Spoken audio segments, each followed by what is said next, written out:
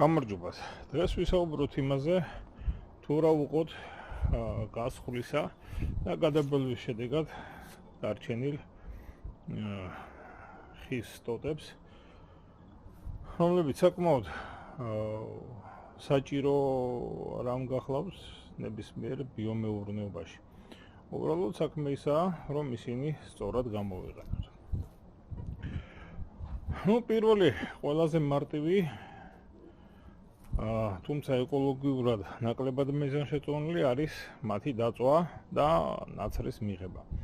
რა თქმა უნდა, მე თვითონაც ვიღებ ნაცარს, აგერ მაყალი მიდგას და ეხლა მაყალზე შემწვარი მწვადი მეც ძალიან მიყვარს, იმედია თქვენც. და რაც რჩება ნაცარი ამ მაყალში, მე მას ვინახავ ცალკე შრალად. ფოთლოვანი მცენარეების ნაცარი, ეს არის ძალიან კარგი საშუალება, აგერ ორი პატარა ტომარა მაქვს, სულ ნაცრით არის სავსე. ეხლა ცოტა ნახშირი თუ შეყვება, არაფერი უჭირს, პირიქით კარგია ორგანული ნივთიერებები. ასე რომ ერთი ვარიანტი მისი დაწვა, თუმცა ამით ნახშირ ორჟანგს ვავთქვათ და უბრალოდ თვითმიზნად რომ დავწვათ, არ არის სასურველი, მაგრამ თუ გამოვიყენეთ აგერ მწვადი შესაძლოა, რასაც არავინ დაგუშლის. კი ბატონო, ასეთი ნაცარი ყოველთვის ვაგროვებ, ვინახავ, არ უყრი და ყოველწლიურად მაქვს საკმარისი რაოდენობა, რომ მთელი წელი მეყოს და ის კი არა სხვებსაც ვაძლევ ხოლმე კიდევ. მეორე ვარიანტი არის დაფქვა სპეციალური ამ ტოტების დასაკუთმაცებელი მოწყობილობით. ეხლა მე მას გაჩვენ. ეს გახლავთ ტოტების დასაკუთმაცებელი მოწყობილობა, რომლითაც 4 სანტიმეტრამდე სისქის ტოტები შეიძლება დავაკუცმოცოთ და დაკუცმოცებული ტოტები უკვე შეიძლება მულჩად გამოვიყენოთ. სწორედ მთლიანი ტოტები, ნედლ ტოტებზე, რა თქმა უნდა, ახალ გასულ ტოტებზე ლაპარაკი, ძალიან მოსახერხებელი ინსტრუმენტი გახლავთ. თბილისშიც იყიდება, მინახავს დომინოში, სხვაგან არ მინახავს, უბრალოდ იმის გამო, რომ ეტყობა მცირე პარტიებით შემოდის, თბილისში უაზროდ ძვირია. ეს უკვე 4 წლის არის. დაჯდა მაშინ რაც ხირდა დომინოში, იმაზე ზუსტად ორჯერ ნაკლები ნახევარი ფასი ჩამოვიტანე ინგლისიდან. eBay UK-ზე არის ნაყიდი. მუშაობს კარგად, ერთხელ დამჭირდა მისი დანების გალესვა, როცა შევატყვე რომ დაბლაკვდა. ეხლა გაჩვენებთ, რას უზამს ეს ლეგვის ტოტებს. საკმაოდ ხმაურიანი მოწყობილება გახლავთ. ეხლა მასში ახალმოსული და ახალგასული ლეგვის ტოტები ჩავარჭე. ეხლა გავუშვებ სამუშაოდ, ასე ვთქვათ.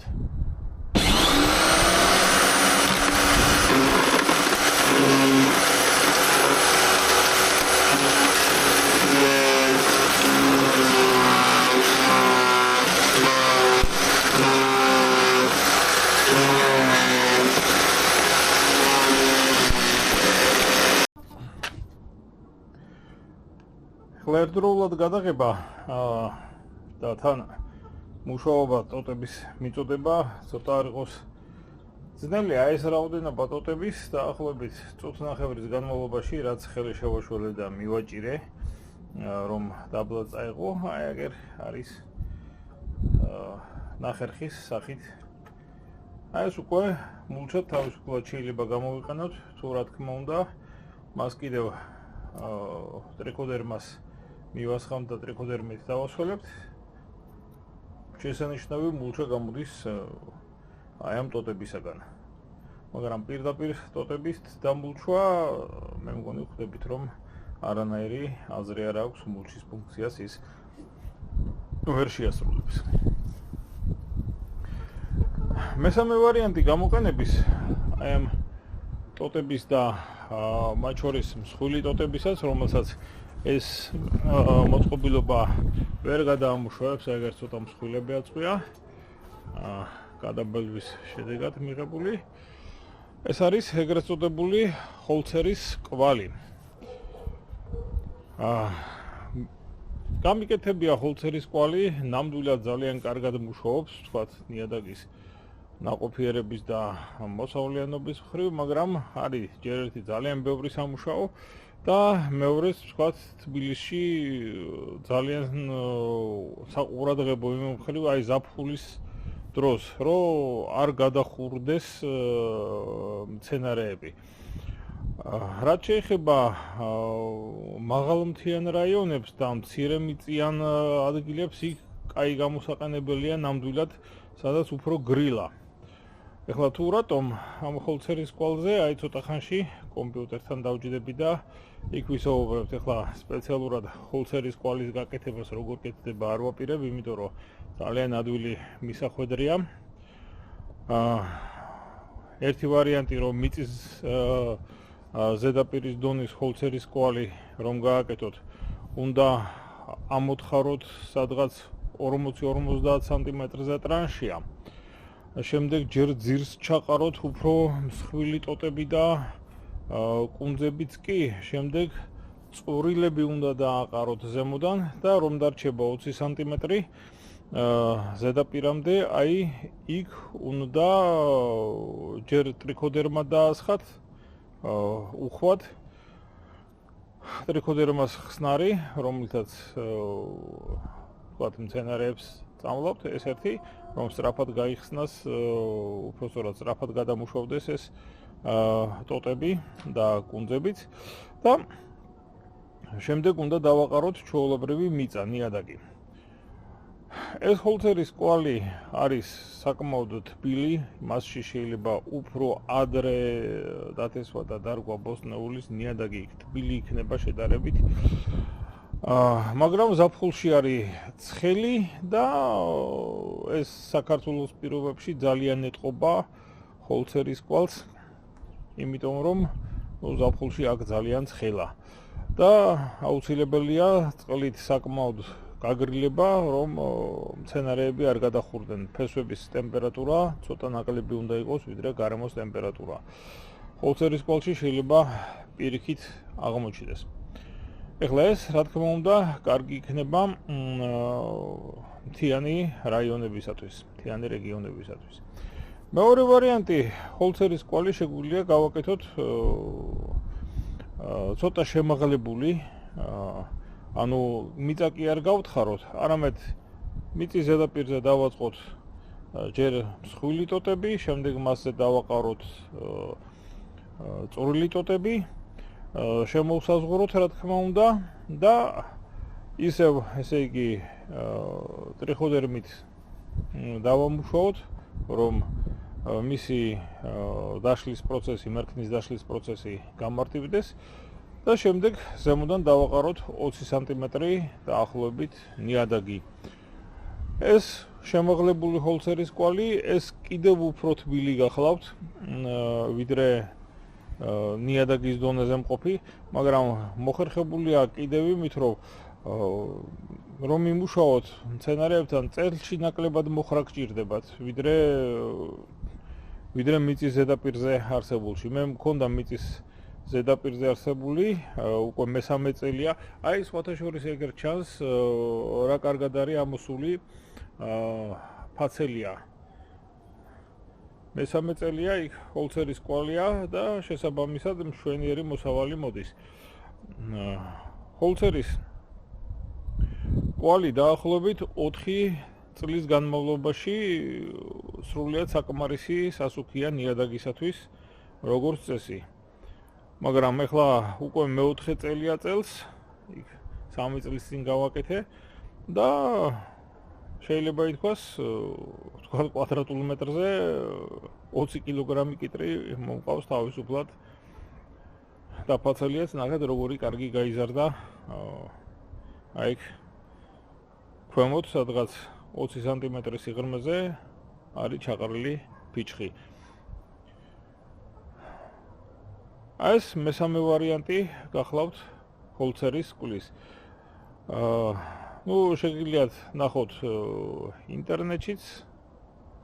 რუსები ეძახიან გრიატკა ჰოლცერა, ძალიან ბევრი სხვადასხვანაირი ვარიანტი შეიძლება იყოს, მაგრამ პრინციპი არის ერთი, რომ ესე იგი ქვემოთ იყრება მსხვილი მერქანი, ფიცრებით შეგიძლიათ, რა თქმა უნდა, წიწვოვან მცენარის ფიცრებს არ გირჩევთ და ასევე არავითარ შემთხვევაში არ გამოიყენოთ როგორი ფიცრები, ხო ლურსნიანი შეგიძლიათ გამოიყენოთ, მაგრამ საღებავიანს ნუ გამოიყენებთ. ქვემოთ მსხვილი, ზემოთ შემდეგ წვრილი ფიჩხი და კიდევ 20 სანტიმეტრი არის სასურველი, რომ მიწა იყოს და მიწის დაყრამდე აუცილებლად დაამუშავეთ ტრიქოდერმით, რომელიც საპროფიტია და რომელიც მერქანს სწრაფად ასე ვთქვათ გადაიყვანს მცენარისათვის ასე ვთქვათ ადვილად ასათვისებელ ფორმაში. ეხლა როგორც დაგვირდით, გაჩვენებთ ფოტოებს თუ როგორ გეთდება ჰოლცერის კვალი. მეც 3 წლის წინ დაახლოებით რაღაც ამდაგვარი მაქვს გაკეთებული. საკმაოდ შრომატევადი გახლავთ, როგორც მოგახსენეთ.